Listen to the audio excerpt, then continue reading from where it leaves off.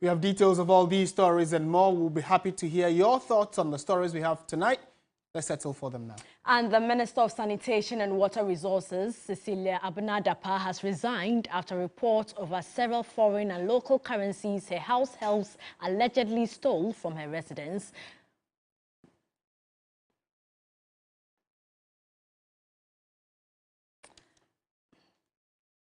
My colleague Noble Crosby Annan joins us here in the studio for details. What more do we know about her resignation? So, Portia, barely 24 hours after the news of the theft case that happened in her home came to light, she has resigned in a letter that she addressed to the president that she signed herself. And then we know that before this resignation letter, Cecilia Abnadapa earlier yesterday released a statement reportedly coming from her outfits that indicated that there were some levels of inconsistencies in the narrative that was in the public domain in relation to the $1 million, the pounds and the other thousands of Ghana cedis that were stolen by the two house helps and some other accomplices. So that is already in court. So the latest concerning that is that she has resigned. And then in a statement, she emphasizes a few things, that she will cooperate with other investigations, and then she will be exonerated afterwards. So remember that since the news broke, there have been calls for Cecilia Abnadapa to be investigated, and then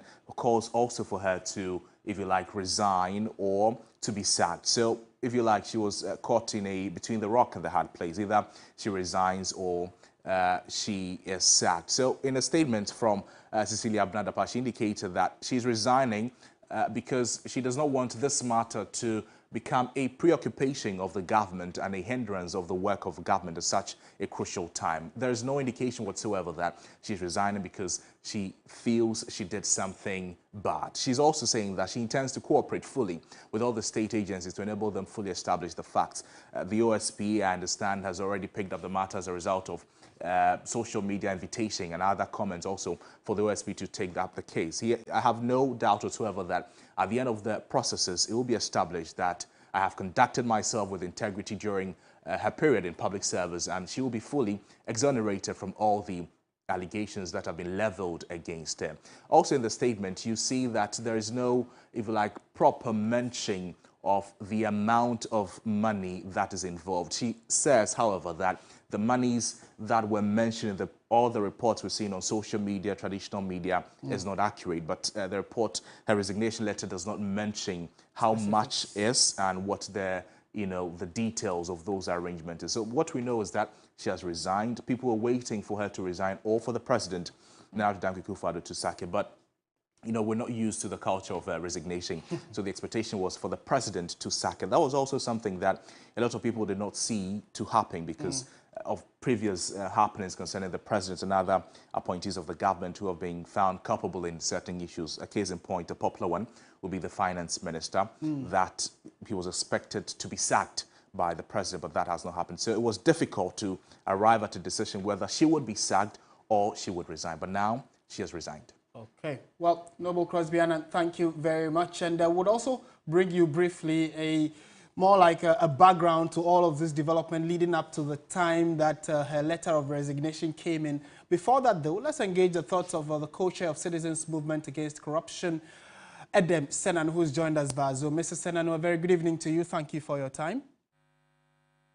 Thank you for having me.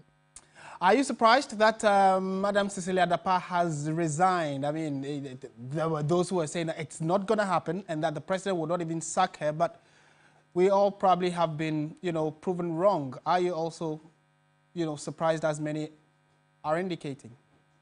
No, I'm not surprised at all. I think she's done the right thing, and I couldn't see any other option. It was either the president was going to have to make a release or she was going to step aside.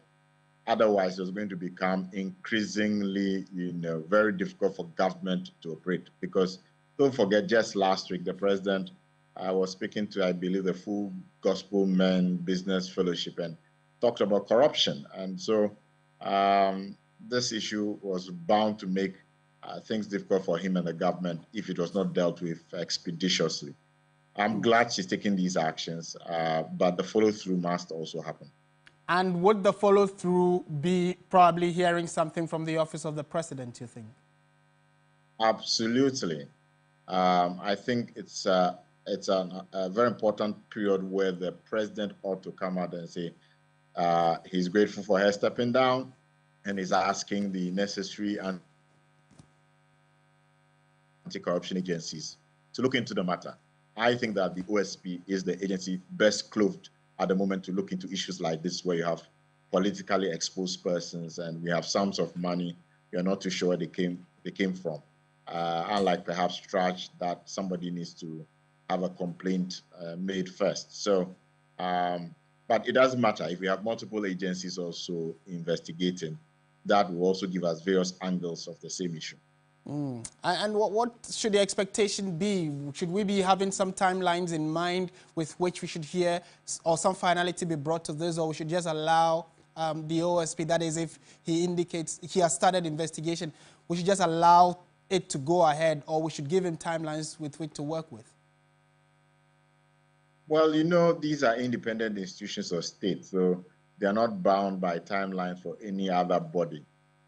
If the OSP had all the manpower, I would say that within a period of 2 to 3 months should be satisfactory to be able to establish that she have the documentation to show how these sums of money were received. Because mind you, we don't generate dollars in Ghana.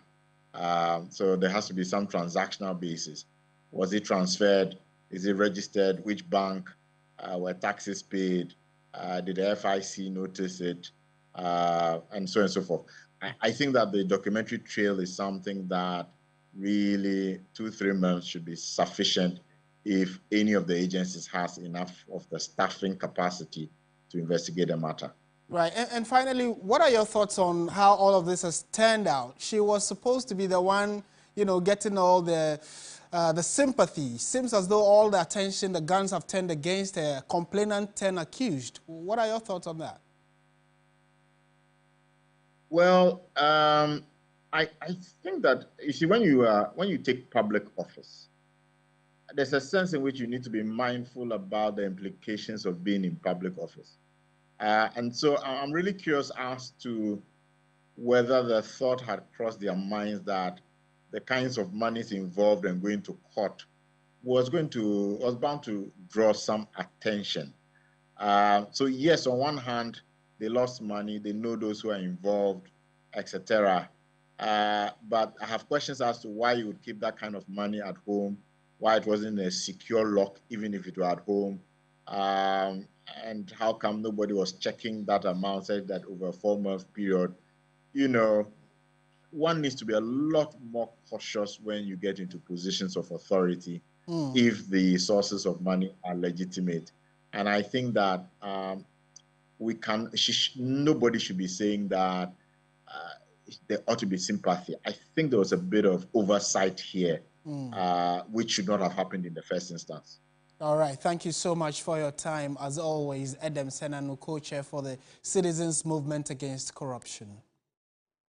Earlier in the day, a private legal practitioner, Martin Pebu, speaking on the key points, called on the Office of the Special Prosecutor to institute investigations into this issue. We bring you a news desk report on reactions so far since the matter broke. Those who are coming to this administration thinking that it's an avenue for making a lot of money are going to be disappointed. They better go to the private sector. That is where people make money, not in government. It is a subject that has rocked the entire nation, and the details of the development are even more disturbing. That $1 million, 300,000 euros, and millions of cedis have reportedly been stolen from a home has not been the difficulty, but that the sum of money is to be kept in the bedroom of a public servant. The Minister of Sanitation and Water Resources, Cecilia Abnadapa, has been the headache of many. How come this sum of amount could be kept in somebody's room, and the person also being a politician? Like at times, some of the politicians made a way for some of us to talk ill about them. They should investigate. You can't say because she's a minister or whatever, she shouldn't have that amount of money in her house. It could be a personal money or something. Ghanaians have been thrown into a fit following a theft case at the Circuit Court filed by Sanitation Minister Cecilia Abnadapa and her husband, Daniel Osekofor. According to the facts of the case, 5 persons, including 2 housekeepers, have been charged with conspiracy to commit a crime, 6 charges of stealing, and 3 charges of dishonestly receiving over the alleged theft of a sum of money and other valuables from the residence of the public servant. Although the minister has since broken her silence since the news broke on Thursday, July 20, she says there are inconsistencies in the report. Although her response shied away from the crux of the matter, the minister promised to give a detailed response. In the financial sector, all we can do is to say, why are you holding so much cash? But it's not a crime. Which law prevents a citizen from keeping so much money? Yeah, well, it will be hard. The banking laws, the anti-money laundering laws that I've quoted, 1044 and the rest, I don't see. We are all learning, but I haven't seen so far any law that says that you can't keep that money. Granted that, nothing bars the minister from keeping the sums of money on her in her home, as Joe Jackson and Martin Kwebu put it. The debate over how she acquired the sums of money and why they were kept in her home rages on. Former President and 2024 flag bearer of the NDC, John Dramani Mahama, says it is scandalous. President of Imani Africa, Franklin Cudjoe, for instance, is also questioning why the money was not banked.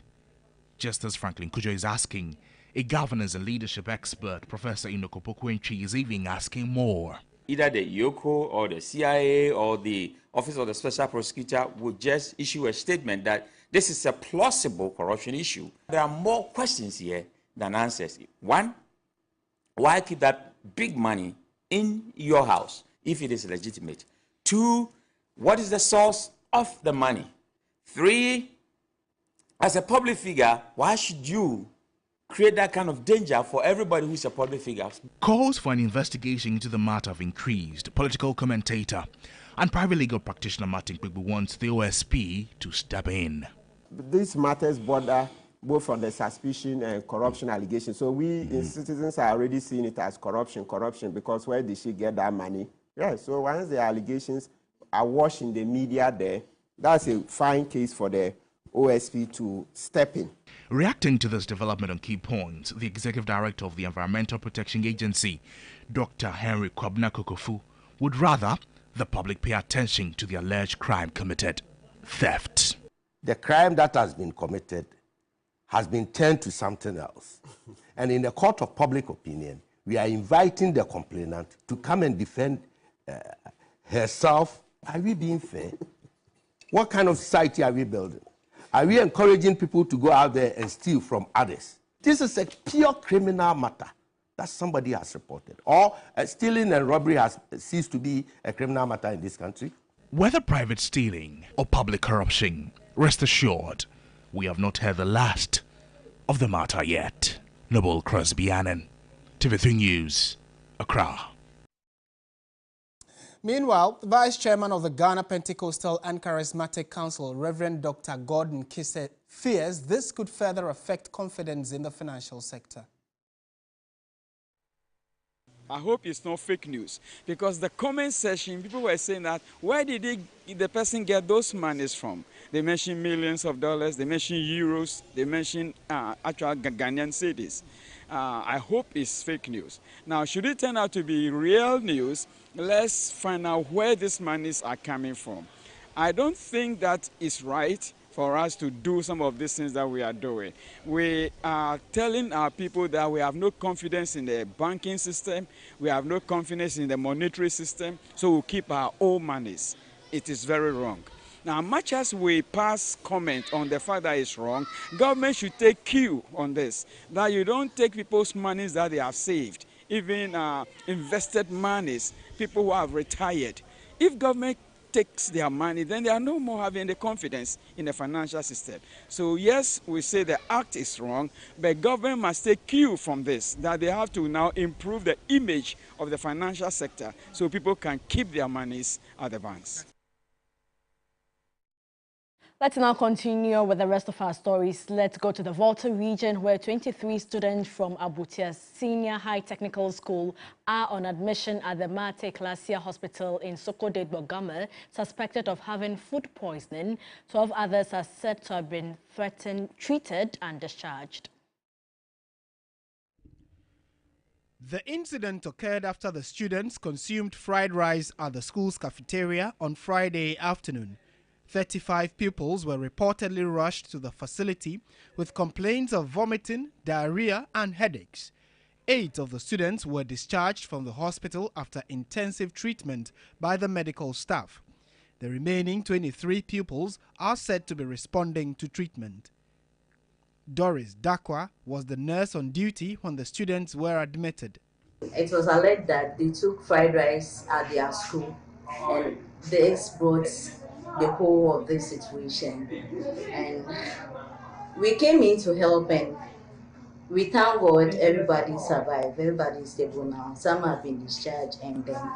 A general art student, Elisem Sandra, is among those who contracted the food poisoning. We took in fried rice with chicken and some added salad. So after taking the meal, we noticed our stomach and our head was aching, and we had a running stomach as well. 5 students. The physician assistant at the Mate Ecclesia was advising that today they will not meet them. It will be on Monday that they'll be able to meet all those who are in the canteen, and then we'll take it from there. When we get there, first they will advise them, and then they'll try to maybe talk to the one who prepared the food to know what happened, because it will not be intentional. Sometimes, for you know, it might be either the leaves or maybe the food that is left over. Nobody knows what actually caused it. Attempts to get a reaction from the school authorities were unsuccessful at the time of filing this report. In other news tonight, the Minister for Local Government and Rural Development, Daniel Kwekuboche, says that the 2023 district-level elections slated for October will not be affected by Parliament's inability to pass the new CI.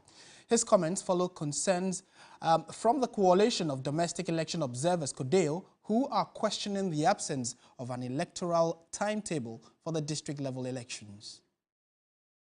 The 2023 district-level elections are expected to be held on October 3. The Electoral Commission at a forum organized by the Center for Local Governance Advocacy in Accra announced the October 3, 2023 date for this year's district-level election. But the EC added that October 3 date for the district-level elections was subject to change based on the approval of the proposed new constitutional instrument CI by Parliament. The district assembly elections are held every 4 years to elect electoral area representatives to the district assemblies. But the Director of Programs and Policy Engagement at CDD is worried about the lack of public information from the Electoral Commission on the election. Dr. Kojo Pumpuni stressed the need for an electoral timetable for the EC to guide preparations. We are still waiting for the Electoral Commission to let us know whether or not it is coming off in October. We haven't gotten the electoral calendar yet. But from CODEO, we are still trying to solicit for support to observe the elections. Meanwhile, the Minister for Local Government and Rural Development, Daniel Boche, has hinted that Parliament's failure to approve the constitutional instrument CI-91 currently before Parliament will not stop the 2023 District Assembly election. Are waiting on Parliament not to approve anything in particular for this Assembly elections. It's for their own CI, which they want to use for both maybe this Assembly elections and the main elections. But my understanding is that if that is not approved, there's an existing CI for elections. So I don't see why that cannot be used. Let's go back to our earlier story on Honorable Cecilia Dapaah. News just coming in indicates that the President, Nana Addo Dankwa Akufo-Addo, has accepted the resignation from the office of Honorable Cecilia Dapaah as Minister of Sanitation and Water Resources, as well as a member of government. President Akufo-Addo applauded Honorable Cecilia Dapaah's loyalty to the image and standing of his government and thanked her also for her wholehearted contribution and devotion to the progress of government and the nation. He wished her the best in her endeavors. The President will soon appoint a new Minister of Sanitation and Water Resources. And this is coming from Eugene Ahin, Director of Communications at the Office of the President.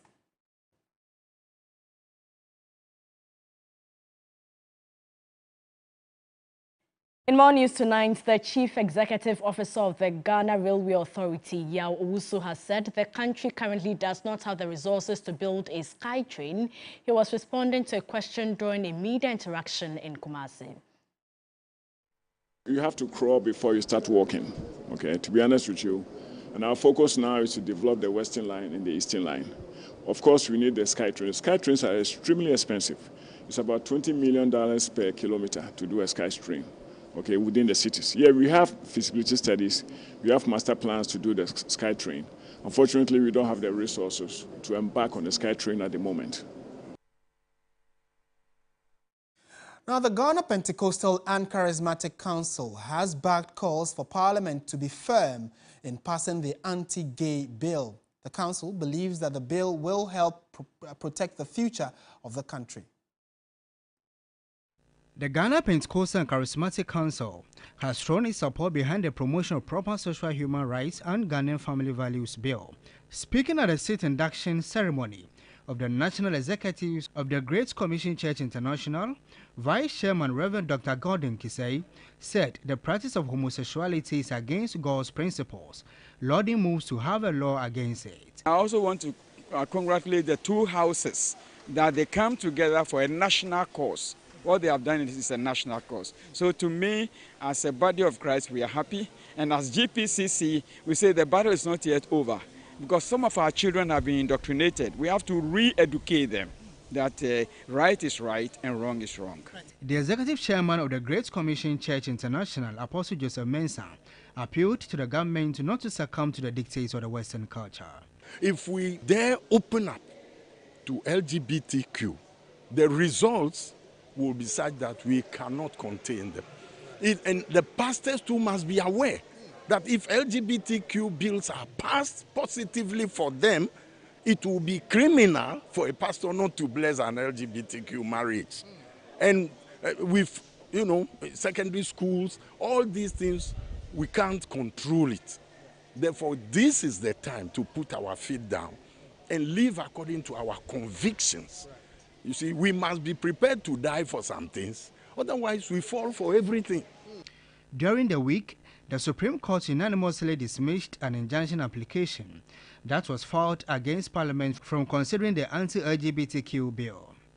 A 9-member panel ruled that a prima facie case had not been made to convince the court to injunct the parliamentary proceedings.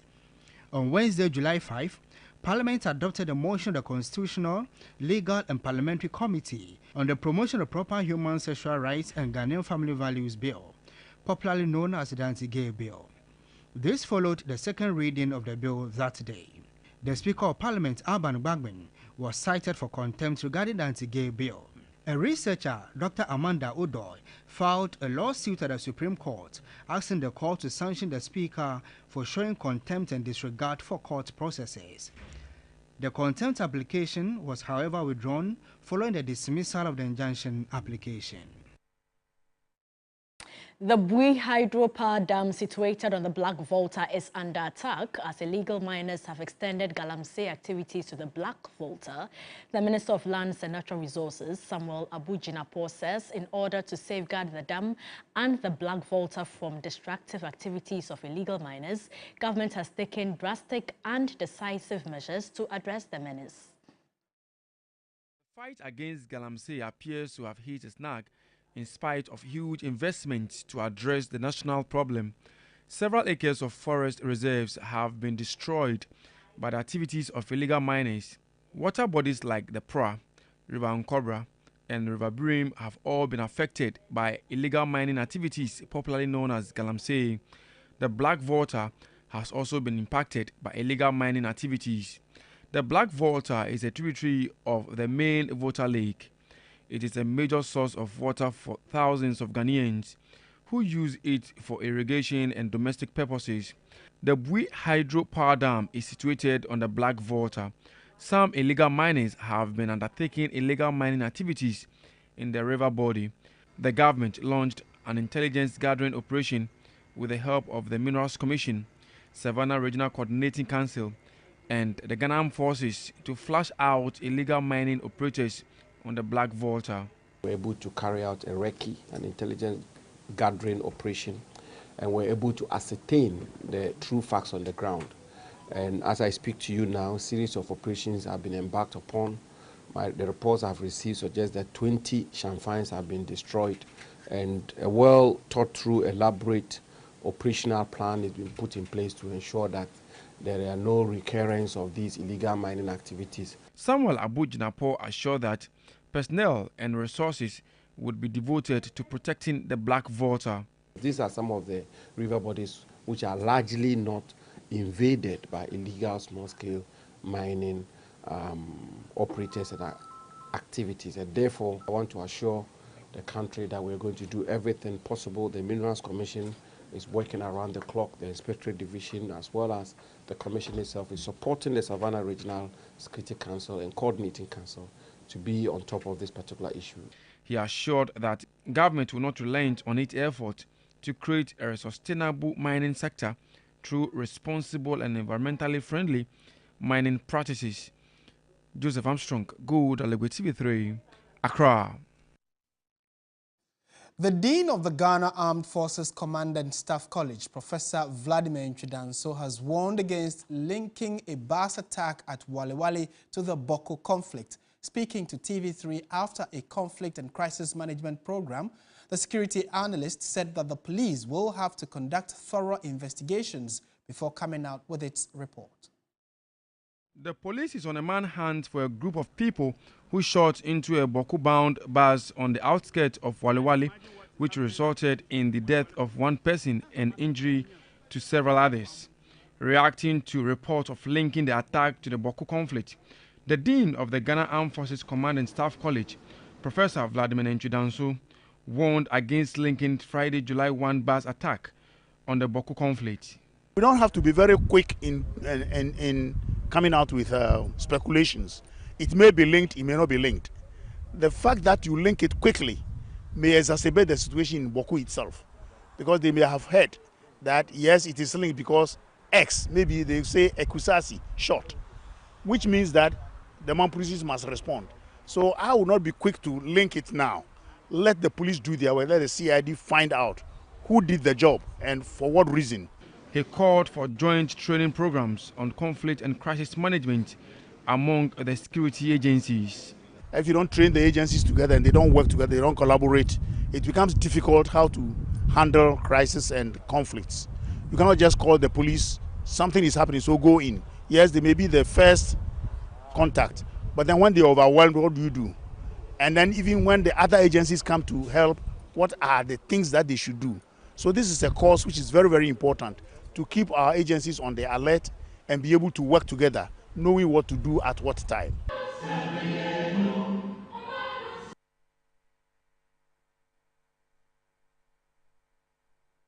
In more news tonight, the call for government to remove taxes on menstrual pads rages on. At Ningo, adolescent girls have been introduced to cheaper indigenous ways of making safe, reusable menstrual pads for their comfort. Adolescent girls from poor homes continue to face challenges regarding affordability and access to sanitary pads. This is due to the high cost of the sanitary pads. The imposition of high taxes on the commodity described as a luxury has also contributed to the high prices. At Ningo in the Greater Accra region, teenage girls due for menstruation periodically absent themselves from school. This prompted the Ghana Girls Guide and a group of students from some selected schools in Accra to intervene. What do you think luxury means to you when this is a health issue? This is something that is persistent in the community. It's something that's part of you. It's not that you have the choice to have your period. We need to make sure that it's affordable to them. We need to make sure that they have access to these things. They are not luxury goods, they are necessities. 70 adolescent girls were trained to make reusable menstrual pads with locally sourced materials. One of the major outcomes is that each of the girls has a reusable pad to take home. They know how to use it, how to take care of it, and so they have a product that can last them a very long time. And so by doing this, we can show people that there are alternatives and that we don't have to wait for the government to be able to know whether or not we have access to a basic material that we all need, because our menstrual cycles will not wait for us. Ghana Girls Guide Association National Training Coordinator Stephanie Nade Ayariga emphasized the need for healthy handling of reusable parts. So we have communicated to these girls how to properly use the reusable sanitary pad, washing it with soap and water, drying it in the sun to make sure it's well dried, and then you can use it. So the hygienic aspects of reusable sanitary pad is as important as educating the girl on how to make their own pad. The girls were also educated on reproductive health and the need to shun teenage pregnancy.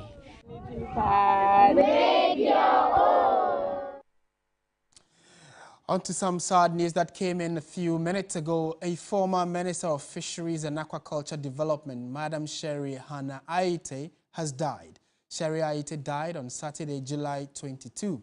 The head of the family, Ni Kofi Aite of Akwete Nanta of Osu Alata, announced the death of the former minister in a statement.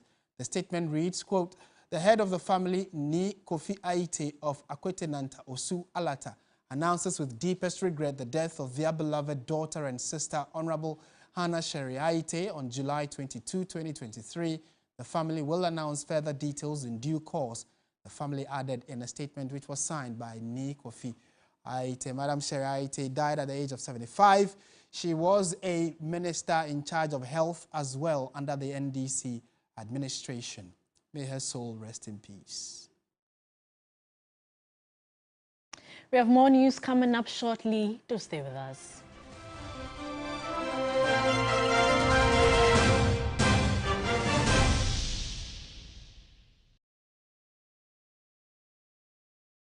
Ladies and gentlemen, we're going to demonstrate to you the superior properties of Flamingo paint.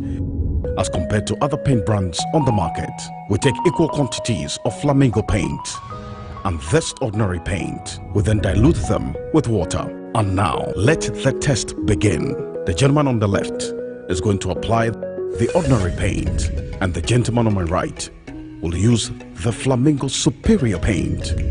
As you can clearly see, Flamingo has the obvious better hiding. Furthermore, Flamingo has painted a much larger area. You know, one bucket of Flamingo paint is equal to several buckets of any other paint brand on the market. Flamingo paint is made with superior formulation to give superior durability, superior hiding, superior coverage. Flamingo paint, simply superior. Gassem, with over 50 years of experience, has various grades for various jobs. The Gassem Extra 42.5N is suitable for ultra-high strength structural application like bridges, dams and high-rise buildings. The Gassem Super Strong 42.5R was made for high structural applications like precast concrete and block manufacturing. The Gassem Super Rapid 32.5R is here for normal building foundations like strip foundation and other ordinary concrete works. The Gassem Super Cool 32.5N is best for all block laying, tiling and other mortar works. Never believe that one grade of cement can be used for all jobs. Choose Gassem cement always. Gassem, 4 cement grades, excellent customer value. Gassem, the nation builder. Up, up, up, up, up, up, up. Forward, forward, forward. Up, up, forward, forward.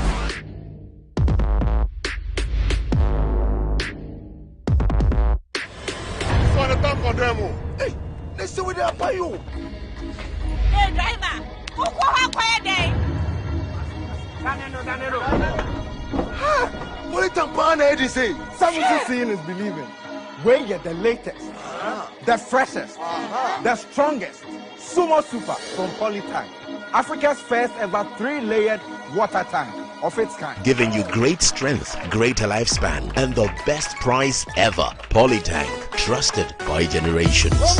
Whenever you fly to space or take your first step as baby, Soft Care always stays with you. New Soft Care Space Series is rooted from space technology. Keeps you dry and comfortable for 12 hours long. offers you the most effective protection during your space journey. Soft Care. Protect your leap. Who don't like chop money? Dewa Chop Money is here! Collect your chop money every morning at 8:30 a.m. by simply dialing *446# and select option 2 to play Dewa 539 Chop Money. Win 40 times your stake with Direct 2, 400 times your stake with Direct 3, and 20 times your stake with Direct 1. You can also pay your numbers to win big. You only pick your numbers from 1 to 39, so winning is easy. Win every day with Dewa 539 Direct, the only lottery that offers you the best chances of winning. Collect your chop money every morning into your mobile wallet. Dial *446# to play Dewa 539 Chop Money now. Dewa,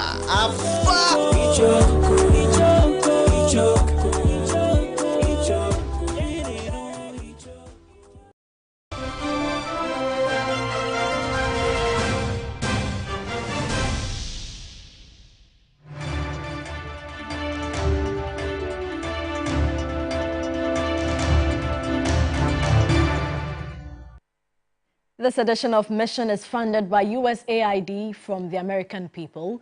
Fishermen at Adina in the Volta region have bemoaned declining fish stock. Joseph Armstrong was at the London beach and has filed this report.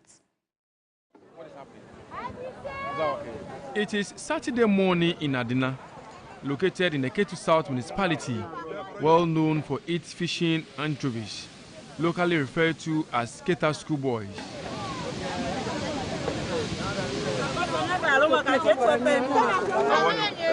Fisher folk have found memories of bumper catch from decades ago. Those days, we used not to use the undersized net or the 3/8 in that quantity.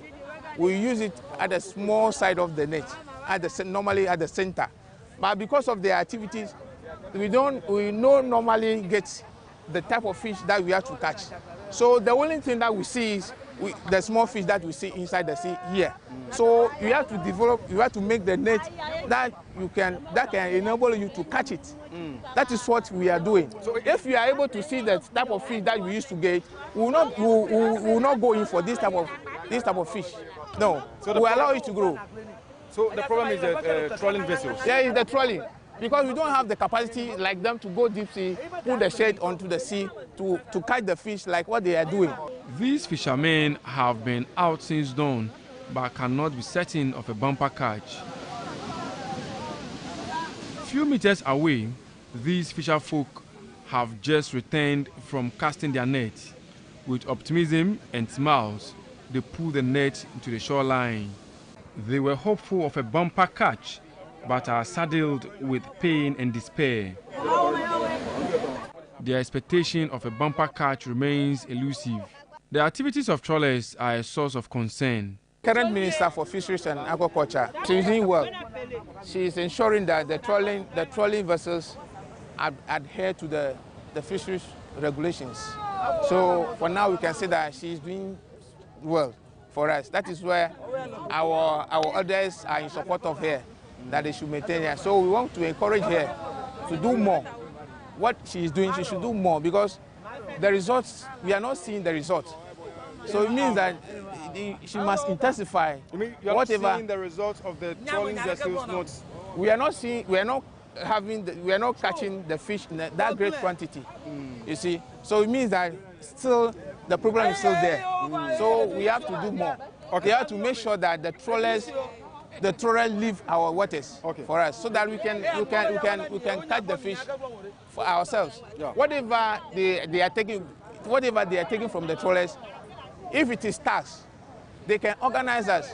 You see, the amount of tax that they pay to the state per year, if they organize us, we the net owners in this country, if we agree, if they share that money amongst us, if you are willing to pay, we can pay, so that the vessels will go. They will sack the vessels from the waters. Vessel trawlers, they are the cause of all this, because then that we get big fish, they are the one catching the big fish that's supposed to come here for us to fish before the small ones will come. They are the one catching them on the way. That is why we couldn't get them to our nets. We go for the small ones. When we go to drown our nets, we get the small ones, because they cross the big ones on their way coming to us.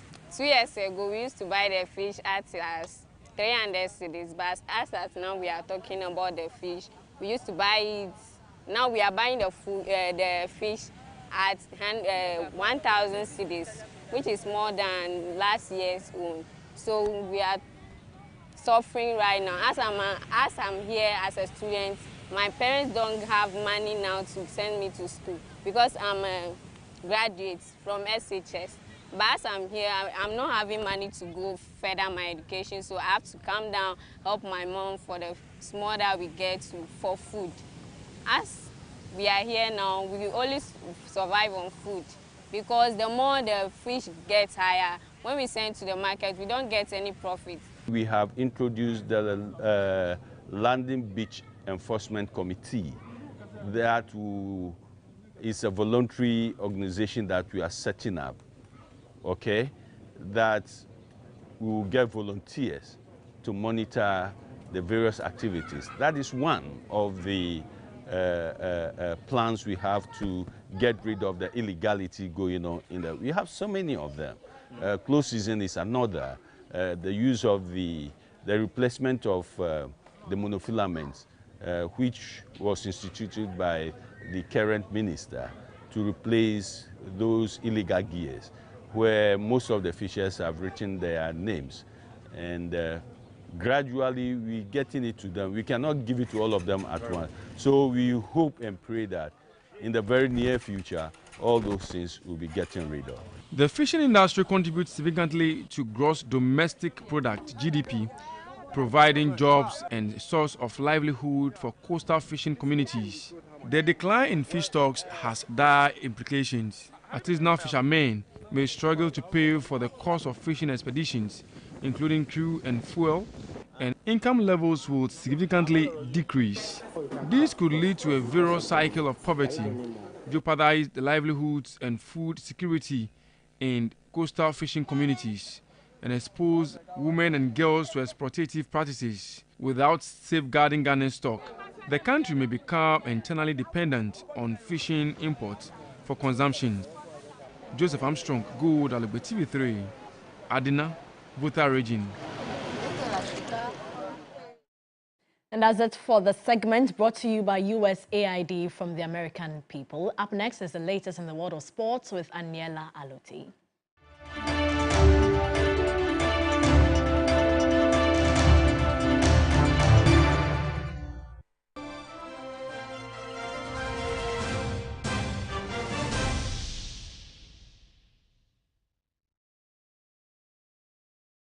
It all starts with a dream. A quest to create life through fabric, with a process that gives meaning to every inspiration. It all starts with passion, an innate desire to capture tradition into design, a symbol of indigenous creativity, perfectly made to define the soul-giving radiant colors and a bold look. The essence of state-of-the-art mastery, indulging every fiber of its being, birthing timeless styles, imprinted in our hearts and in our lives, so you can also dream to be. Lifestyle.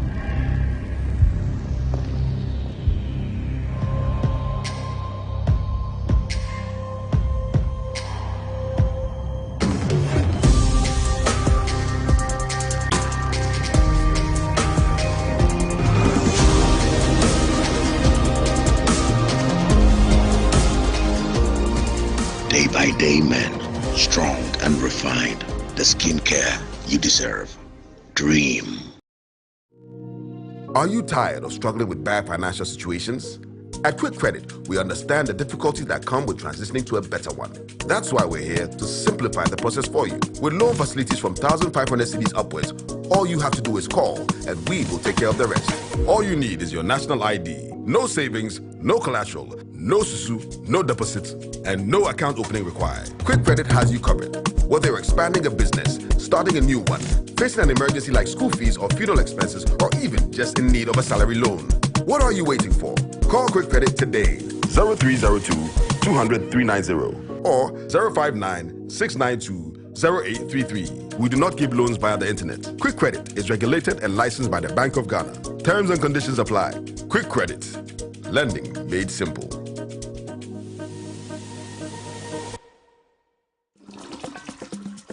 Many people think I get whatever I want because I'm a popular actress. But no, that is not true. Me Ankasano, Adebia mi yebiano, me shishimpe papano. And when I find it, I stick to it. My shishimenya Bell Pack tissues. Bell Pack ewe tea roll. Bell Pack tea roll. Soft, but not weak. Strong, but not hard. It is smooth. Me yusua, me hot tummy. It's just perfect. Same as the kitchen towel. What about what? What me the papaye? What me soaki? Echimu esa pepa. One Bell Pack kitchen towel lasts longer and saves you money.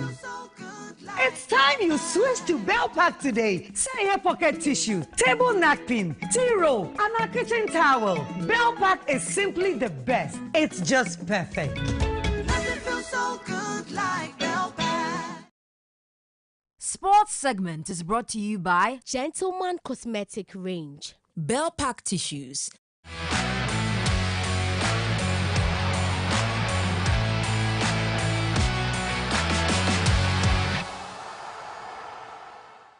Aniela is here for the latest in the world of sports, and we begin with Kumasi Asante Kotoko. Definitely, Some Portia. good news coming Interesting over there. news coming in, but good nonetheless. Okay. Exactly. We are beginning on the domestic front this evening, and life patron of Kumasi Asante Kotoko, Tumfo Osei-Tutu II, visited the club's training grounds earlier today. The Porcupine Warriors are looking to name Coach Kwesi Appiah and Prosper Nate Ogum technical heads of the club in the coming days.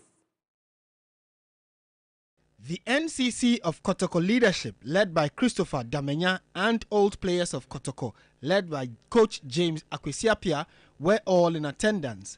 Otumfuo Osei-Tutu II, after touring the Adako-Jache complex, announced the appointment of Prosper Ogum to the NCC executives and called for support to the new coach.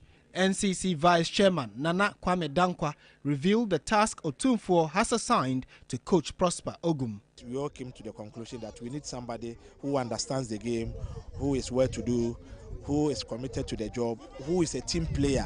We were not looking for just somebody who is rich. We needed we told him we need somebody who is a team player, somebody who can, conjure, somebody with the network that who can, raise money and all that for the team. The king also promised to restructure the Adako-Jache complex and make it look more befitting. In attendance were some supporters who were agitating for the return of their former CEO, Nanaya Amponsa. They held placards to make their point clear. And as supporters in the team, Bronisi saying is believing to me. I'm very happy to say one of the legacy Nanaya Sujaye.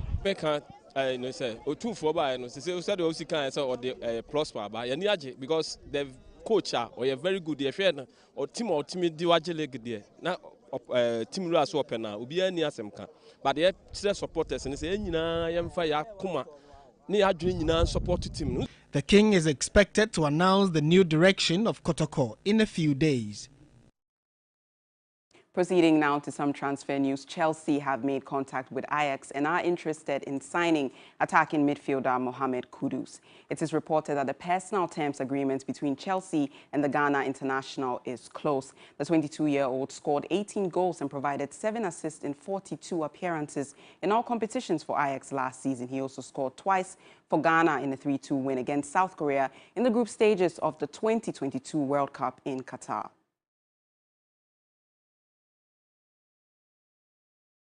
Heading over to the FIFA Women's World Cup, the battle continues in Australia and New Zealand as 32 teams aim for the trophy. 3 Sports Frankie Champon explores the valuation of some of the players at the tournament in this report. The FIFA World Cup is an avenue for the best players to showcase their talent to the world. It is some of the most valuable players have graced the biggest stage. The most valuable player on the list is Spanish midfielder Alexia Putellas. The two-time Ballon d'Or feminine winner has a €550,000 valuation according to Transfer Market. Her teammate, Aitana Bonmati, comes second with a valuation of €500,000. Australia's Sam Kerr comes up third. She is also valued at €500,000. The Chelsea star led her country to success in the Cup of Nations this year and hopes to translate that on a bigger stage. Frustrated by injuries, Norway's Ada Hegerberg comes on fourth. The 2018 Ballon d'Or feminine winner is valued at €450,000. Hegerberg's teammate, Caroline Graham Hansen, completes the top five with a valuation of €425,000. The men in comparison had much higher valuations before the start of the 2022 FIFA World Cup in Qatar. England's star boy and current Real Madrid midfielder Jude Bellingham was the most valuable player in Qatar. His estimated value was an astonishing figure of €202 million. Placing second was Bellingham's teammate and Brazilian forward Vinicius Jr., who was valued at €201 million. PSG and France's main man Kylian Mbappe was ranked third with an estimated value of just €16 million shy of Vinicius Jr. In fourth was Spain's talented midfielder Pedri Gonzalez. The Barcelona youngster had an estimated value of around €158 million. Germany and Bayern's Jamal Musiala came fifth and was valued at €151 million. The figures show that male footballers have much higher values than female footballers. However, many fans are expected to be treated to quality football in Australia and New Zealand.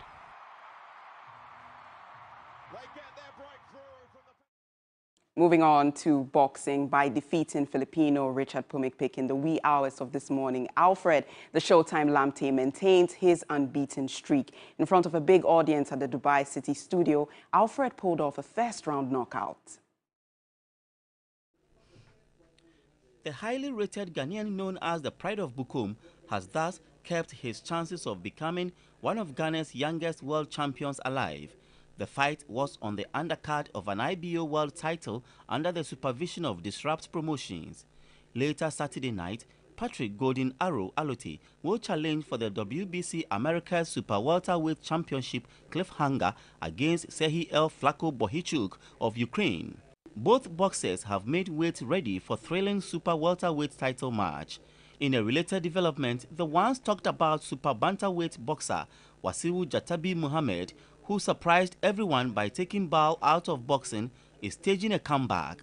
Now trained by world title winning coach Paul Kofi Dogbe, the comeback of former WBO Africa Junior Featherweight champ Wasiu Jatabi Muhammad takes center stage 19th August at the Lord's Wembley in Shukura, Accra. The fight will be on the Adinkrahini Fight Show presented by Black Silver Promotions. Will be all for sports here on News 360. I am Aniela Alote. Up next is international news. A series of climate records on temperature, ocean heat, and Antarctic sea ice have alarmed some scientists who say their speed and timing is unprecedented. Studies are underway, but scientists already fear some worst-case scenarios are unfolding. The UN says dangerous heat waves in Europe could break further records. It is hard to immediately link these events to climate change because weather and oceans are so complex. According to EU Climate Monitoring Service Copernicus, average global temperature topped 17 Celsius for the first time, reaching 17.08 Celsius on July 6. The White House has announced that the Biden administration have reached a voluntary agreement with 7 companies building artificial intelligence products to establish guidelines meant to ensure the technology is developed safely. The companies that sent leaders to the White House were Amazon, Anthropic, Google, Inflection, Meta, Microsoft, and OpenAI. The firms are all developing systems called Large Language Models, LLMs, which are trained using vast amounts of text usually taken from the public accessible internet, and use predictive analysis to respond to queries conversationally. In a statement, OpenAI, which created the popular ChatGPT service, said this process, coordinated by the White House, is an important step in advancing meaningful and effective AI governance both in the US and around the world. Well, and before we go, just a quick reminder of our big story we brought to you this evening, having to do with the resignation of the minister, Madame Cecilia Dapaah. And beyond the resignation, the presidency has issued a statement more or less accepting the resignation, making it a confirmation that she is now a former minister. And a statement was posted by Eugene Ahin, who is the Director of Communications at the Office of the President. And it reads in part, the President of the Republic has accepted the resignation of Honorable Cecilia Dapaah as Minister for Sanitation and Water Resources and Member of Government. President Akufo-Addo applauded Honorable Cecilia Dapaah's loyalty to the image and standing of his government and thanked her also for her wholehearted contribution and devotion to the progress of government and the nation.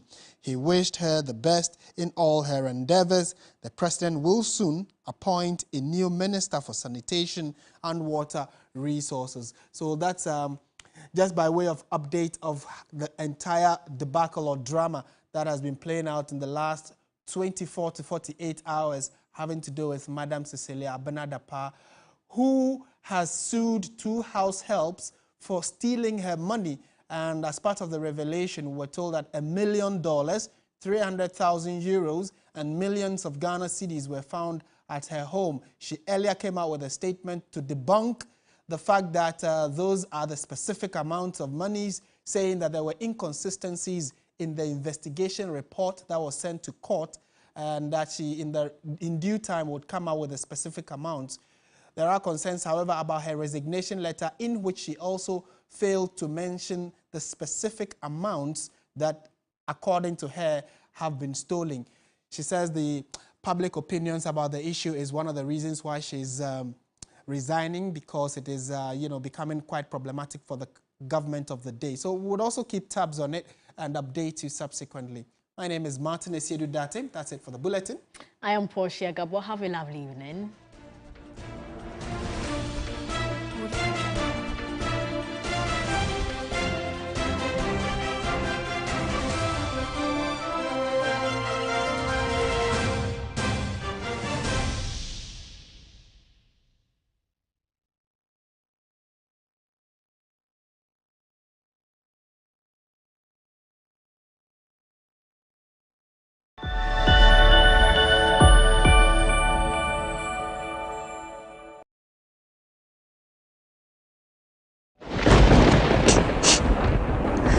Listen, I'm around. Send me a message saying a man to me uncle school. Mini pado, Sagona so made the quite be an ame say, but I'm a ferry. Now, in order to curtail the flow of a monthly period, some of the girls here use anything from rags, old clothes, toilet papers, even baby diapers, or literally anything that can absorb the flow. She's at the moment experiencing her monthly flow and also wearing a rag to absorb the flow because she cannot afford a pad. My mom wasn't having money, so I could use napkin during my period, so I could stay home for 1 week. Beyond the issue of they even have to beg for or have to have a sexual relationship with people to be able to afford it, their right to education is also at stake. The provision of free sanitary pads for girls in deprived areas of the country is a must. How do we have luxury taxes on something as basic as a sanitary pad? It's a cardinal sin. This is unacceptable. Period. My Period is Not a Shame. A documentary by Godwin Asideba airs on Wednesday, August 2 at 9 p.m. on TV3, TV3 Ghana, across social media, and 3news.com. One of the most difficult things to do is to crack a joke for an audience and expect that they would laugh at every single joke. But these young men